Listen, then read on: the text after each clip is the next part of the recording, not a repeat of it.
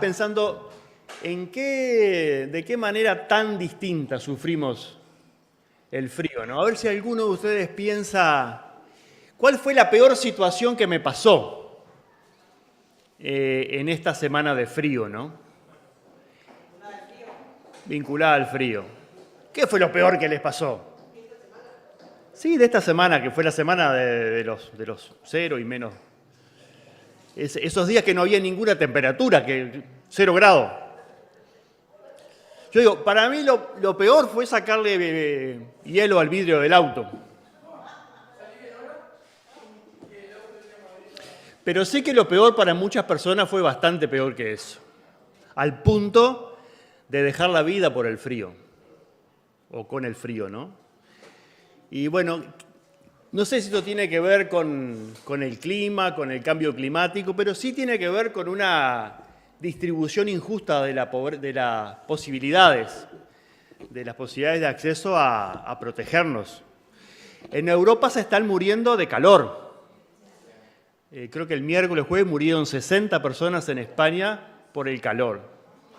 Y estoy seguro que ninguno de los que murieron tenían aire acondicionado, ni en el auto, ni en la casa, ni en la oficina.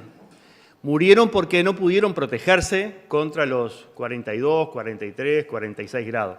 Posiblemente estuvieran soportando alguna enfermedad también que hizo que el calor les impidiera defenderse.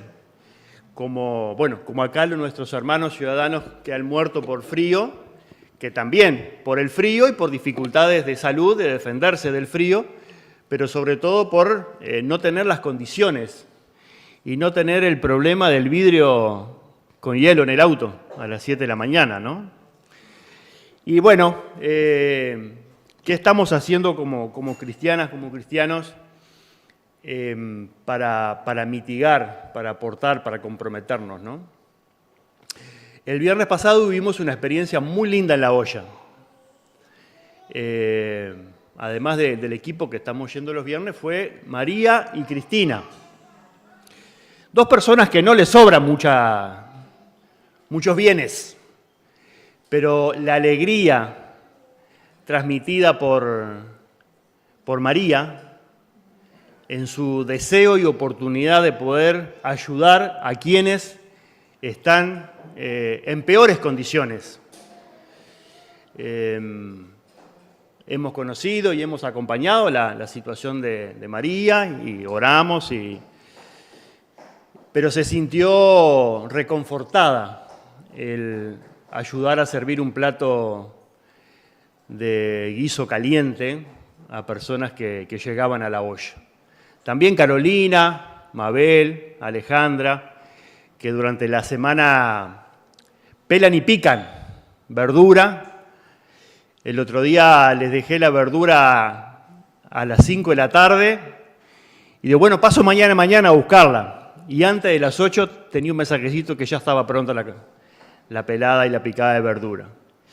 Y otros hermanos que ofrendan para que esto sea posible, y el equipo del Ejército de Salvación muy disminuido, pero muy firme.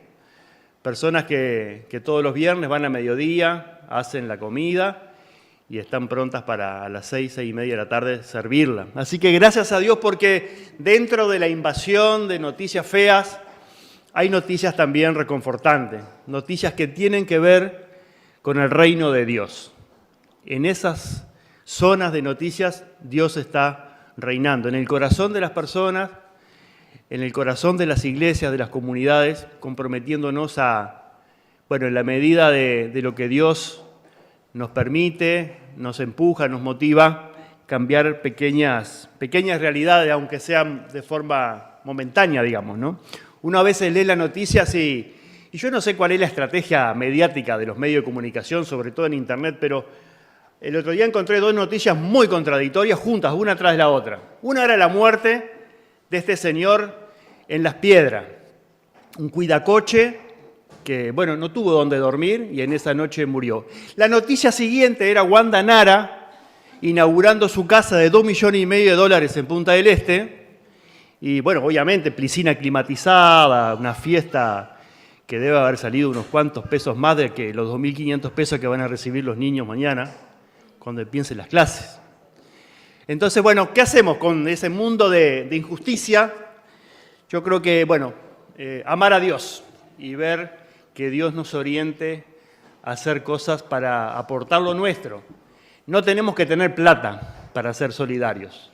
No tenemos que tener una mansión para ser hospitalarios. No tenemos que ser dueños de un restaurante para servir un plato de comida. Tenemos que ser cristianos y cristianas amando a Dios. Como dijo Jesús, si me amas, servirás. Si sirves, es porque me amas. Vamos a ver qué nos ayuda a pensar en estas cosas el apóstol Pablo, que tantas cartas escribió y que hoy tenemos para meditar y aprender en ellas la voluntad de Dios. En Romanos, capítulo 8, vamos a leer los últimos versículos del capítulo 8 de la carta a los Romanos, desde el versículo 28. Romanos 8, 28. Y dice así: y sabemos que a los que aman a Dios, todas las cosas les ayudan a bien. Esto es, a los que conforme a su propósito son llamados. Porque a los que antes conoció, también los predestinó, para que fuesen hechos conforme a la imagen de su Hijo, para que Él sea el primogénito entre muchos hermanos. Y a los que predestinó, a estos también llamó, y a los que llamó, a estos también justificó, y a los que justificó, a estos también glorificó.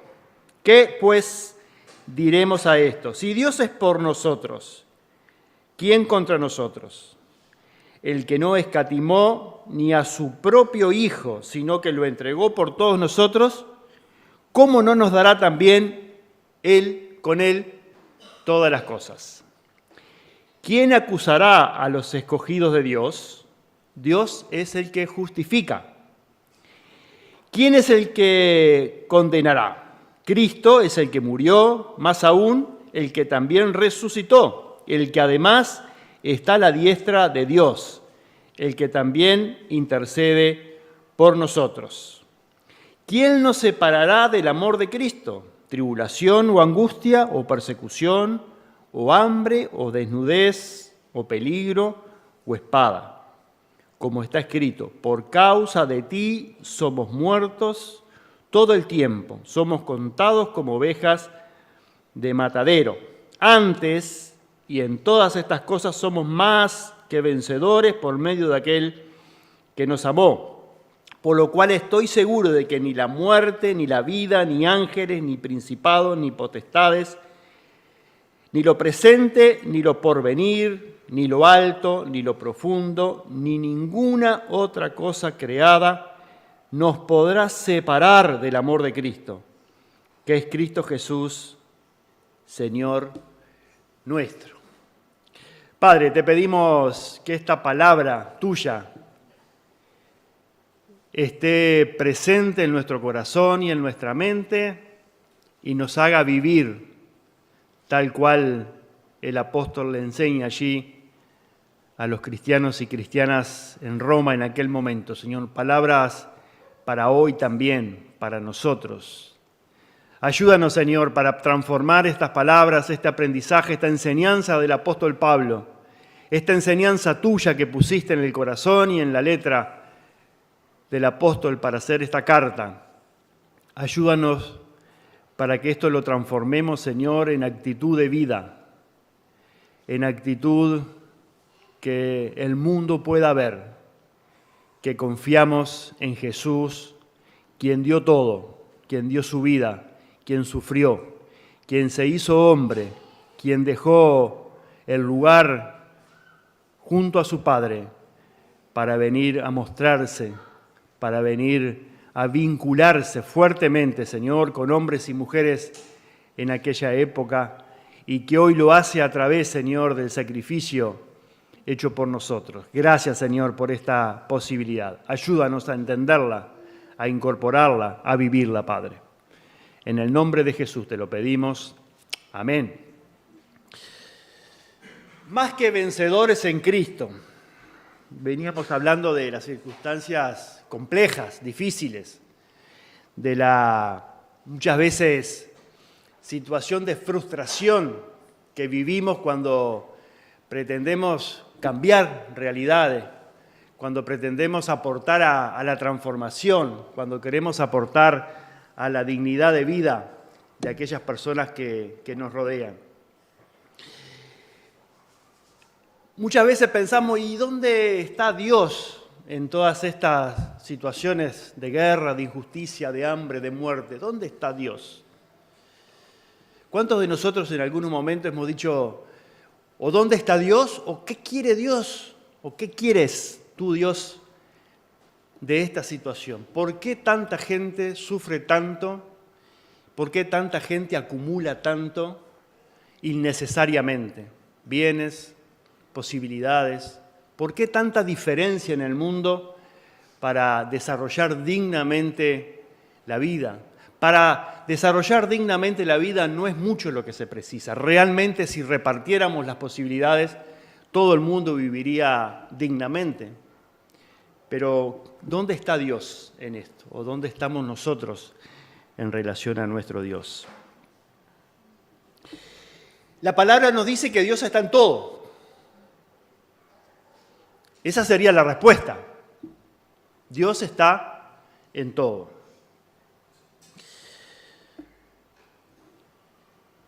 El pasaje empieza diciendo que todo lo que pasa para quienes aman a Dios es para bien. Es para bien. No hay nada de lo que pase, si amamos a Dios, que sea para el mal o para nuestro mal. No hay nada de lo que pase que sea para el mal.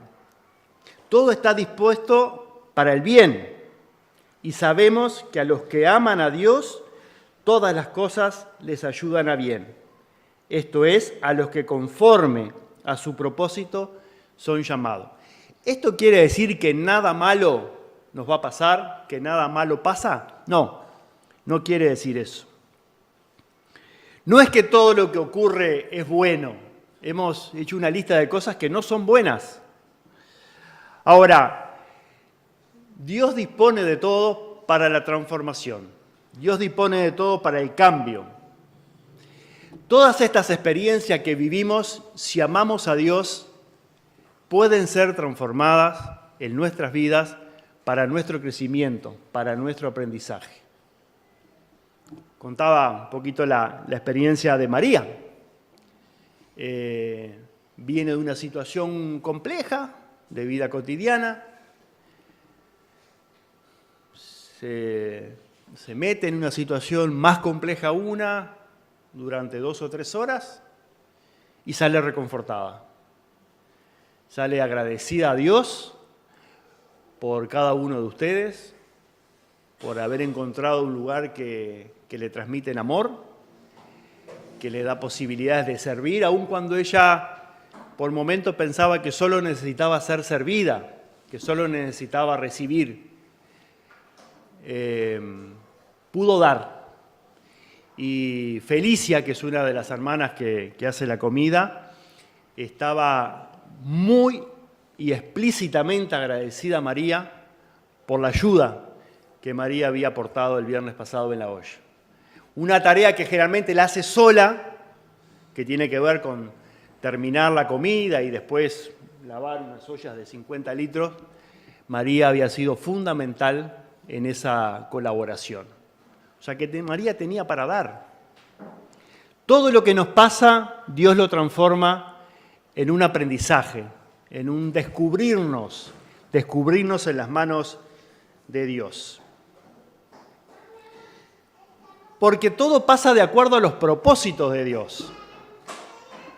Porque a los que antes conoció, también los predestinó. O sea, también hubo un plan, una decisión de Dios de lo que nos iba a pasar, de lo que nos va a pasar en sus manos. Entonces hay un propósito, no es casualidad la posibilidad que tenemos de servir, la posibilidad que tenemos de ser sensibles y comprometernos. No es casualidad, está todo dentro del plan de Dios.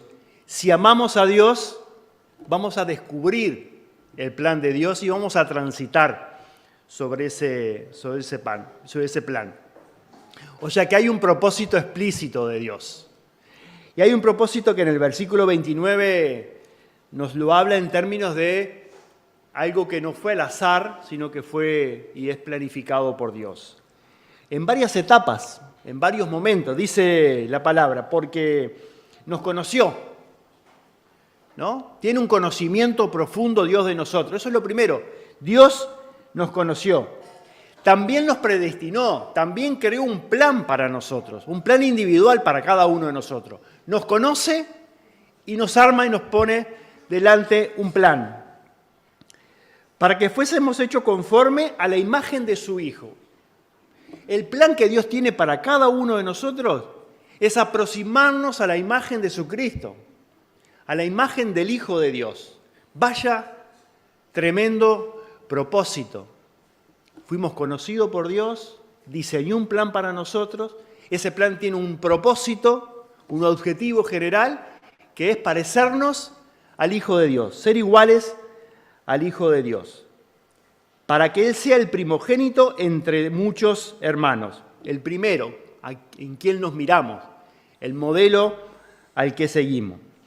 Y a ellos, a los que predestinó, a estos también llamó, y a los que llamó, estos también justificó. El llamado a amar a Dios, a ser salvo, a aceptar la salvación. O sea que dentro del propósito de Dios también estaba el llamarnos por nombre, por realidad, por situación concreta. Nos llamó. ¿Atendimos o no atendimos el llamado? Y a estos que nos llamó, que aceptamos el llamado, que escuchamos la llamada y accedimos a atender esa llamada, ¿qué hizo Dios? Nos justificó. Y al final nos glorificó. O sea, el plan de Dios, el plan perfecto de Dios para nuestras vidas. O sea que tenemos explícito un propósito. Nada de lo que pasa en nuestras vidas es casualidad. Está dentro de este propósito marcado por Dios. Y no es un propósito para esta vida, no es un propósito de corto plazo, es un propósito eterno. Nos conoció en la eternidad y nos glorificó en la eternidad, hacia atrás y hacia adelante. El plan de Dios es eterno para cada uno de nosotros. El plan de Dios es eterno en nosotros. En versículo 31 dice, ¿qué pues diremos a esto? ¿Qué decimos a este plan? ¿Qué hacemos en nuestra vida con este plan? ¿Tratamos de interpretarlo y de cumplirlo? ¿O entre medio de las etapas que Dios tiene previsto, nos metemos nosotros con nuestro plan personal a interrumpir o a pretender interrumpir ese plan? ¿Qué hacemos? ¿Qué diremos a esto? Si Dios es por nosotros, ¿quién contra nosotros? Y ahí viene nuestra actitud frente a la adversidad. Nuestra actitud frente a la adversidad en este propósito de Dios. En el propósito que vamos descubriendo que Dios tiene con nosotros, porque le amamos, porque atendimos el llamado, porque fuimos justificados, porque nos conoció profundamente. No tenemos una fe ingenua, no tenemos una fe que no podemos dar cuenta de ella. Tenemos una fe ¿en qué? En Jesucristo.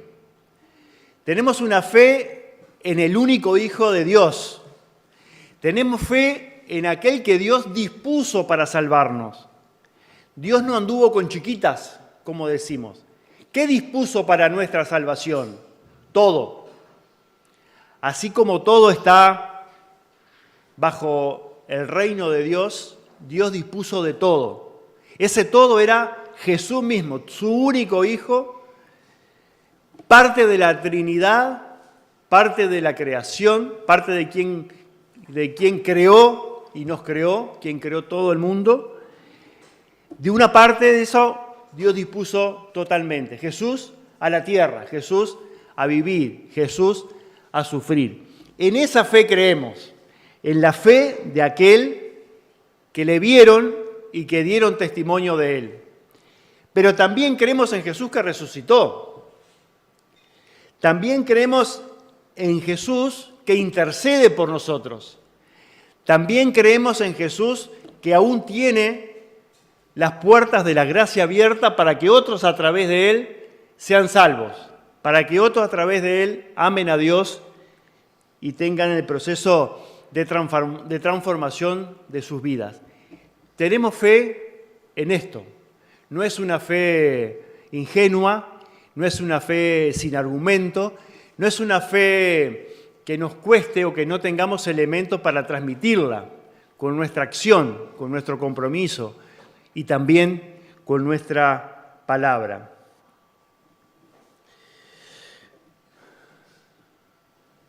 ¿Qué pues diremos a esto? Si Dios es por nosotros, ¿quién contra nosotros? El que no escatimó a su propio Hijo, sino que lo entregó por todos nosotros. ¿Cómo no nos dará también con Él todas las cosas?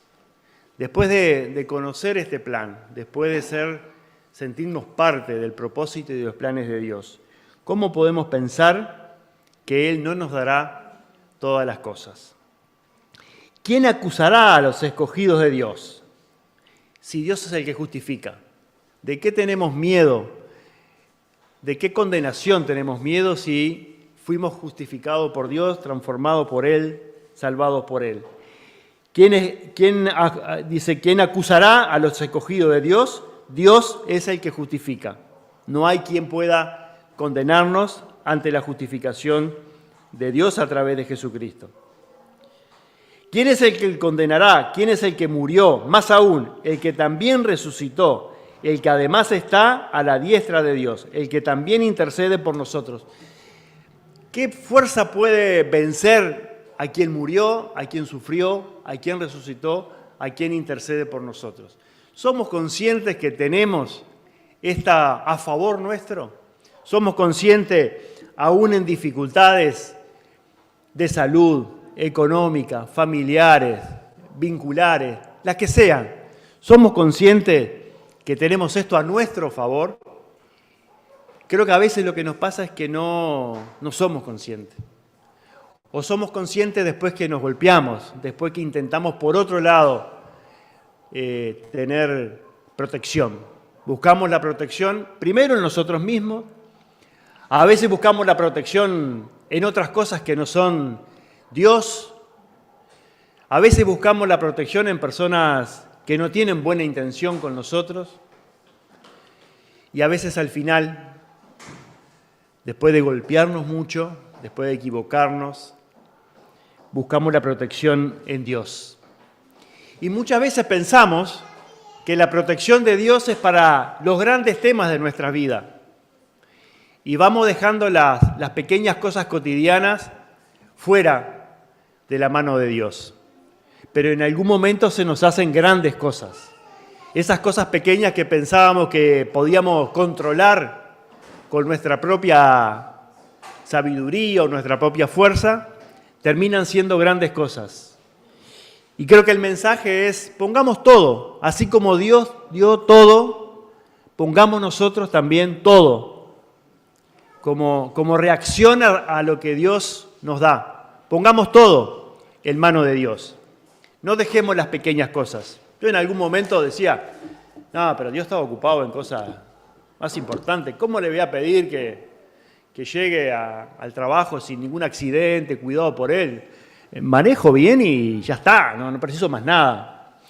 Y bueno, y pasan cosas que te hacen decir todo.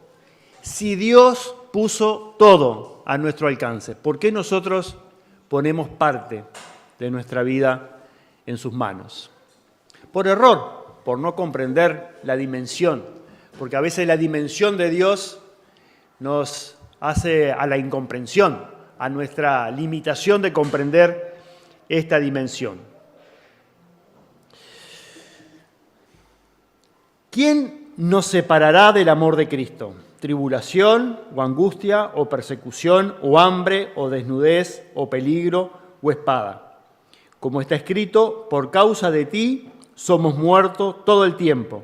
Somos contados como ovejas de matadero. Antes, en todas estas cosas, somos más que vencedores por medio de aquel que nos amó.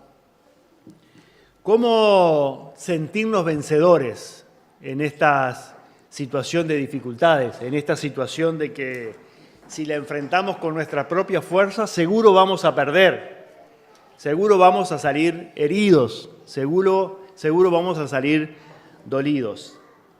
En Cristo, que es quien nos fortalece, y no es que nos evita las situaciones malas, sino que nos da la mano y nos ayuda a transitarla.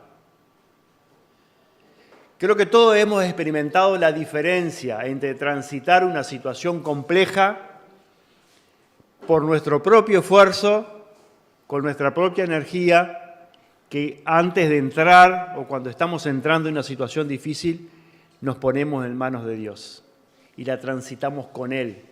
¿Qué es lo que nos ofrece? Transitar los momentos difíciles que no desaparecen porque vengamos a la iglesia, no desaparece porque seamos salvos, no desaparece porque estemos en una comunidad que nos respaldamos, no desaparecen. Pero la comunidad que tenemos, los hermanos que nos asesoran, que nos cuidan, que nos pastorean, la familia, son la mano de Dios extendida hacia nosotros. ¿Cómo vemos las manos de Dios? En esas cosas. María decía, agradezco a Dios haberlos conocido, ser parte de la iglesia, ser parte de la comunidad. Esta comunidad es la mano de Dios para cada uno de nosotros. Porque a veces pensamos que la mano de Dios es algo hiperespiritualizado, que como somos muy carnales no la vemos. La mano de Dios es la comunidad. La mano de Dios es un mensaje de WhatsApp que recibimos de un hermano diciendo, me levanté pensando en ti, estoy orando por ti. Es la mano de Dios en un WhatsApp, de un hermano que nos ama, una hermana que nos ama y que sin decirle amaneció preocupado por nosotros, por alguno de nosotros, y su actitud fue pedirle a Dios que nos acompañe. Tal vez la segunda actitud fue visitarnos. Tal vez la otra actitud fue llevar algo para la comida, para compartir, un mate, un té. La mano de Dios se refleja en nuestras actitudes. Somos la mano de Dios. Entonces, todo esto para vencer las dificultades. Todo esto para no resignarnos. Cuando atravesamos las dificultades, no tenemos que decir, y bueno, es lo que me tocó. No. Estoy transitando esta dificultad porque voy a vencer con Cristo, porque voy a vencer. No la resignación. No solo para parar o disminuir el sufrimiento, sino para transformar las situaciones de sufrimiento. Si sufrimos por una situación vincular, familiar, no es para aguantar, es para transformar. De la mano de Cristo, para transformar esos vínculos en algo bueno. No es que no pasemos por cosas malas, las transitamos con Cristo para hacerlas buenas, porque todo está en manos de Dios. No es solo para pedir que contamos con Jesús, es para pedir, pero también para agradecer. Seamos agradecidos a la mano que Dios nos extiende a través de las múltiples posibilidades que Él tiene. Dios obra en todas las cosas, en todas las circunstancias, en todas está Dios. No solamente cuando estamos alegres, cuando pasamos por una situación de satisfacción. Dios está en todas, esa es la promesa, en las buenas y en las malas. Dios está. A veces nosotros nos pesa tanto la situación incómoda o de dificultad de sufrimiento, la enfermedad o la falta de trabajo, los vínculos, tanto nos pesa que nos mete en una nube negra que no vemos a Dios, pero Dios está. Somos nosotros que desviamos la mirada. La promesa de Dios está en toda circunstancia. Tiene un plan glorioso para nosotros. ¿Y cómo podemos pensar que Dios no va a sostener el plan que tiene para nosotros si lo que invirtió fue la vida de su Hijo? Nadie que invierte tanto abandona el negocio por la mitad. Dios invirtió la vida de su Hijo, por lo tanto va a seguir invirtiendo en nuestra vida, porque puso todo. No es de Dios abandonar el plan de Dios, su plan con nosotros, no es de Dios. Que nosotros pensemos que Dios abandonó el plan, bueno, puede pasar por una debilidad de nuestra fe. Pero Dios no puede abandonar nuestro plan, el plan que tiene para nosotros, si lo que invirtió fue la vida de su Hijo. Nunca nos abandona. Aun cuando pensemos que estamos solos, nunca nos abandona. Siempre recuerdo, lo decía Euclides y lo han repetido muchos hermanos, aquella historia de que caminaba por la playa, ¿no? Conversando con uno al lado y iba dejando cuatro marcas en la playa, en la arena. Y en un momento empieza a ver solamente 2. Y le dice, Señor, ¿por qué me abandonaste? Estoy caminando solo. Y Jesús le dice, no estás solo. Hay solo 2 huellas porque te tomé en brazo. Eso es lo que hace Jesús con nosotros, siempre al lado nuestro. Dios nos bendiga, nos ayude a pensar esto en nuestra propia vida, en las pequeñas y en las grandes cosas. Dios está con nosotros.